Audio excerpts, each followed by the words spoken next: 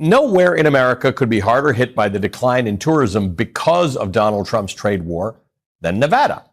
How critical is tourism to that state?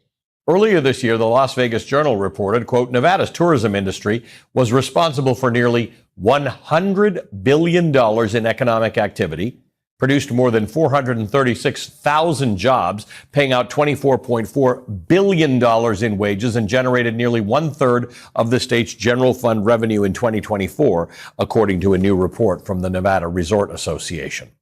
Joining us now is Aaron Ford, Attorney General for the great state of Nevada. He was one of the Democratic state attorneys general suing Donald Trump and his administration over those tariffs. We're going to adjust that camera and get him back in a second. Attorney General, are you there? Can you hear me? There we go. Okay, we got your picture and we got your face. Nice to see you. Nice to see you, Ali. Great to see you again. We don't have to really struggle with this. We can go back to COVID, when people couldn't travel freely, when people couldn't come into the country. And Nevada was hard hit. Anybody in Nevada understands the importance of the tourism industry, and anybody in the tourism industry in Nevada understands what international tourism brings to that state.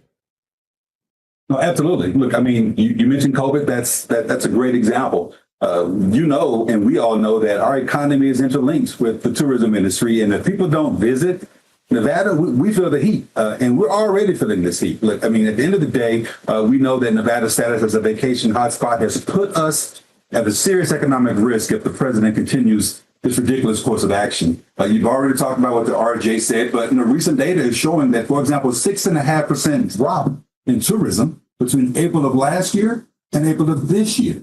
And around 900,000 more people had visited Las Vegas by April last year than they have this year. And we are absolutely experiencing that. The legislature right across the street here is in session right now, dealing with hundreds of billions of dollars of budget deficit, dealing with that because of not just the tariffs, to be sure, but certainly the chaos that has been created because of these tariffs. And there's a couple things going on here. Let's just take Canada, where you have a lot of people.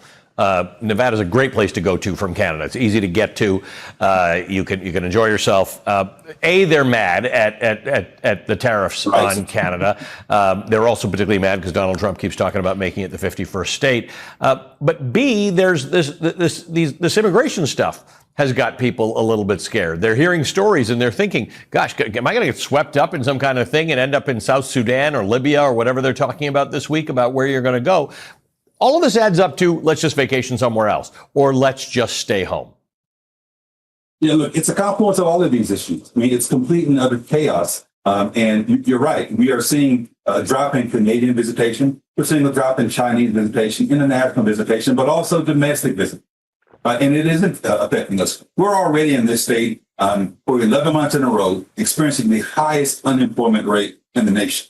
That won't get any better as long as we are having to experience not only the chaotic approach that this president is taking, but the unlawful approach that this president is taking. So let's examine that. Let's examine the unlawfulness, because the other day we had a ruling about the fact that the Mexico-China fentanyl thing is it's not what they're actually doing. So that's not lawful. And then the other tariffs are not lawful because it's not the president's purview to make that decision. It's Congress's purview to make that decision. What was your lawsuit claiming? Because you guys actually claim that you had direct financial harm as a result of these policies. Hey, Las Vegas homeowner, did you know that if your solar panels were installed between January of 2012 and December of 2020?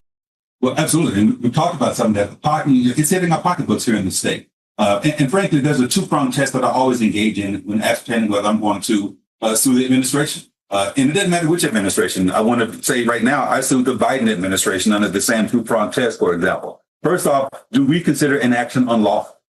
And if so, is it negatively affecting Nevadans? And in this case, it was absolutely unlawful because the president tried to invoke the powers under this act called the International Emergency Economic Powers Act, i.e., which is actually a restraint on the president's powers, not a carte blanche ability to impose worldwide tariffs. And so it wasn't a surprise to me, frankly, that led by our colleagues from Oregon and Arizona, that we prevailed in that lawsuit because it was blatantly unlawful.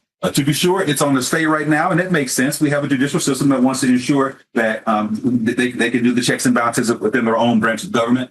But I'm confident that we're going to prevail in that regard as well. Yeah, the White House is bragging about the fact that they got their way. It's a stay. We just want to be clear. There was a ruling. Right. A federal court upheld that ruling, and then another federal court put it, and that first federal court put it under stay, and a second federal court put it under stay. So this is far from settled. But there's a basic constitutional matter here, and that is this is not the purview of the president. There have been 4 or 5, maybe 6 instances of them using this particular emergency provision, and generally it's about something that arguably is an emergency. The case this court's making is that this is not emergency stuff.